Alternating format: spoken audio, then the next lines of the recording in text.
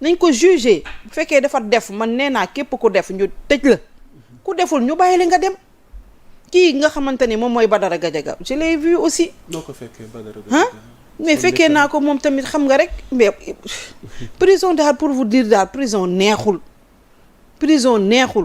fekk naa Badara Gadiaga dans un parloir boo xamante ni tout a été aménagé réaménagé par Farba Ngom on a mis de la climatisation partout defaraat ko ba nit ñi mun fa toog il paraît que comme chaudière la meloon boo fa duggee doo fa taxaw doo fa def une minute Farba Ngom moo defar lépp quand j'ai posé la question ñu ne Farba Ngom moo fi def climatisation bi moom moo peinturaat fii moom moo yokk fii moom moo def lii donc on dit que à toute chose malheur est bon mais am na yu bëri yoo xam bi ñu fa duggee ci kaso bi ñoom defar nañ ko kon ñu mel noonu dañu am utilité ci seen société dëgg la tooñ nañu peut-être parce qu'il y a la présomption d'innocence je peux pas les accuser mais on peut pas les maintenir définitivement aussi en prison seen santé sax mayetu leen ko seen santé dañu feebar nañ leen yóbbu defal leen bracelet électronique mettre la assignance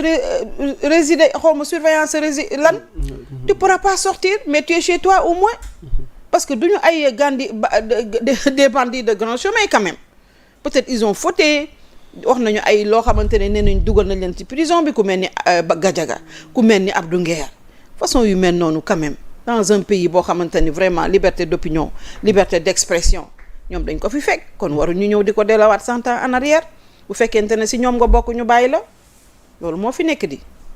ok lu ma la fàttee laaj mooy le cas Déthié Fall. noo gisee tey li mu hérité ministère des infrastructures ñu bëri njort woon ni tôt ou tard dina ñëw ci gouvernement bi. ci passé bu récent bi fi xewoon. ñenn ñi jugé ko entre guillemets. est-ce que war amu ci. ndax ñii la àndaloon dem ba ci biir après dëpp ànd ak ñeneen. tey moo dugg ci gouvernement bi. yan attente nga am ak noo gisee tey mbiru Déthié Fall. waaw Déthié Fall man bi mu njëfee loolu ci élection yi législative bokk naa si ñu ko njëkkoon critiquer mais après je t'appelle je te pose des questions. mais quand bi ñu waxtaanee. non bi nga ko woowee kay lan nga ko laaj ak lan la tontu. bi ma ko wooyee dama ko ne comment tu as pu faire ça comment tu as pu munuma non c'est-à-dire que man su ma bàyyi woon tey jii ba ñu gañe ma bàyyi ma jël poste jàmbur toog fa ba pare génn dem ànd ak boobu foofu laay war a nekkee traître mu ne foofu laay war a nekk man ma ne ko tu as raison mu ne ma mais man ak Ousmane Sonko ku nekk xam nañ si sama diggante ak moom. on s'est retrouvés on a parlé et puis ma génn delloo leen seen poste ba après nag boof j'ai compris que noonu mu wax dëgg la ñoom ñaar am nañu relation. que moom dafa ñëwoon nii rek parce que déggatu ko woon. bi mu ko déggee ba ñu waxtaanee il est sorti avant l'heure delloo leen seen poste. boobu ba léegi ñëpp doon xaar nag ñu jox ko poste parce que tamit moom il a un CV bien fourni et c'est un polytechnicien. moom dafay liggéey moom mu ngi liggéey boobu ba léegi depuis presque 23 ans. fu mu nekk dafa liggéey. xam nañu que du nit koo xamante ne rek. dafa toog di xaar ci politique ñu koy jox ay postes. on lui a donné les infrastructures. infrastructures ku nekk xam na ci réew. moom mooy créer les voies du développement fekk nañ fi ay infrastructures ñu commencé ko.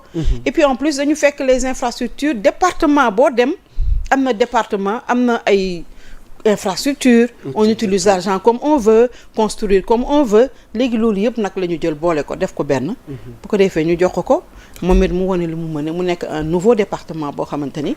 ñu ngi koy ñaanal yàlla defal ko ci jàmm. ok alors ñu ñëw ci toile bi yenn. tweet yi nga xam ne ngi tukkee ci classe politique bi dañ ci gis ku mel ni Thierno Bocoum mu def sortie par rapport ak plan de redressement économique et social bi nga xamante ni sunu premier ministre lancé na ko yàggul dara mais moom jàpp na ni 40 jours après un plan toujours en panne fouraas ba tey gisaguñu dara loo xamante ni tukkee na ci njëriñal boobu le plan alors noo gisee taxaw seetlu boobu Thierno Bocoum def par rapport ak plan man de je partage ce que dit Thierno Bocoum parce que tamit mais le PM war naa ci ñoo ak yow léegi mi ngi fële aux Émirats Arabes Unis mi ngi ci ay doxu tukkeem pour faire bénéficier au Sénégal tey jii nii wàllu économie bi wàllu jàppale nous sommes presque à 2 ans de gestion du PASTEF on n'a encore rien vu on nous a parlé de solutions on nous a parlé de projets, on nous a parlé maintenant de horizon 2050 wax nañu avec des échéanciers de quinquennal ak boo xamante ni bu gën a mag décennal mais l'horizon c'est 2050 loolu yëpp ñu yaakaaroon ni ci loolu la ñuy commencer. On vient nous dire encore il y a le plan de redressement économique et social. Alors on a envie que ce nouveau régime nous dise si réellement liñ leen dénk mën nañ ko parce que on peut pas continuer. tu te poses cette question là. Oui. mën kaa tax ñu laaj réew mi ngir ñu dénk leen ko. waaw mais on a comme l'impression que dañoo laaj rek mais que parewuñu woon ci dara que mënuñu. man loolu laa jàpp parce que au moins te le premier ministre lui-même avant ñuy def le remaniement moo tax ma yaakaaroon ne moom remaniement bi dinañ génnee ñëpp moom moo ne ñi ma nekkal mënuñu dara moo ko wax on l'a entendu donc ñu doon xaar ñi nga xamante ne mënuñu dara mu génnee leen bu dee liggéey moo leen tax a jóg mais bu fekkee da nga leen a maintenir kon yow la nga doon wax am na wala amul yow liggéey moo la tax a jóg wala liggéey taxul a jóg bi nga commencé dem ak tey dem nga Chine dem nga président dem na FMI demoon na ñëw na du ngeen di xaar pour poser les premiers jalons da ngeen di wër àdduna bi rek di wuti te yow yaa ne léegi le financement endogène moom nga soxla du moom moo ko wax le premier ministre on devait commencer par là comme lu ñu doon wax les Sénégalais venez vous organiser génne leen xaalis bi financer votre développement. Mais les Sénégalais bañu ñu ko financer la preuve bi ñu demandé Sénégalais yi joxe Sénégalais yi dañu joxe on nous a demandé de serrer nos ceintures mais eux ne serrent pas leur ceinture. Okay. Donc on peut pas vouloir une chose et son contraire. On peut pas diriger dans la division. Sénégal bu ñu bëggee mu tegu sur les rails de l'émergence. Président da koy wax sax ñu di ko dégg. Je suis le président de tous les Sénégalais. Mais les pacifiens ñoom dañu yaakaar ne que ñoom moom Sénégal et tout commence avec eux. Sénégal nag mënut a développer noonu ndax Sénégal dafa am ku nekk ak sa compétence ku nekk ak sa loo mëne mais bu fekkee dañ lay beddi da ngay toogee ne yor lu gën a yomb xam nga mooy lan. La critique facile. buñ la beddee ci critique facile ngay ne parce que nag dañ naa ma yow comme yow bokkoo woon. ñun ñoo bokk ñu bàyyi leen ngeen di def boo defee.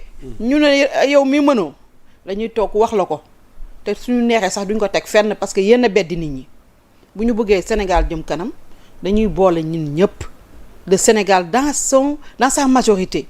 ku nekk am na foo mëne ndax suñu Sénégal la bu fekkente ne ñoom nag bëgg nañu ñu liggéey Sénégal. Mais bu fekkente ne yow mi boo waxee tey jii sax nii su ma waxoon nii rek que man mi tey dama bëggoon bokk ci benn gouvernement mais man duñ ma ci boole on va me dire non kii bëggul bokkul woon suñu révolution kii bëggul Sonko kii bëggul lii réew moom kañ lay développer. alors développer mon cher soxna Binta balaa ñuy jeexal ci moom premier ministre ci boppam mi ngi actuellement aux Émirats arabes unis xanaa tey nag dégg nga war nañ mën a rafetlu tukkeem gi ndax liñ ñu ci wax ne moom la fa wuti ji ak retombées yi ci war a am lu war a mën a amal Sénégal njëriñ la tey xanaa war nañ ci mën a am. j'attends qu'ils nous disent ak yow it sa njàngat loo ci seen sur ce voyage là on est dans les relations multilatérales et bilatérales mënuñu liggéey rek ci ay financement endogène si c'était le cas FMI du dellu si waat Sénégal du noonu. kon bu génnee dem uti dañuy rafetlu lay doon mais bu ñu ñëwee nañu commencer di poser les jalons du développement. fa ñu fekkoon Sénégal ñu def un pas dalal xelu askan wi. le FMI est revenu mais le FMI yéeg ku ne xam na ne su ñëwee. c'est vrai que le FMI fekk na fi un presse état bi. nee na ko lii laa am lii mooy sama plan de redressement économique. toogoo rek di xaar. FMI ne ko fii ngay def nii ngay def mais ku xam FMI xam ne dina ko ne lii dëgg la mais lii defal lii. Donc nag dafa jot ñu toog commencer poser les jalons commencer ko ci social ndax réew mi ku ne xam na ne metti na la ñu wàññi woon c'est comme une goutte d'eau dans la mer xamuñu ndax sax wàññi nañu wàññiwuñu ñu toog Sénégal di waxtaan ak sénégalais yi di wax ak sénégalais yi surtout les jeunes l'agriculture loolu la ñu waxoon tey jii bu ñu ñëwee xale yi. le président de la République. moom ci bay lañ ko xam toujours bi mu ñëwee laa ne président première chose bu mu waroon.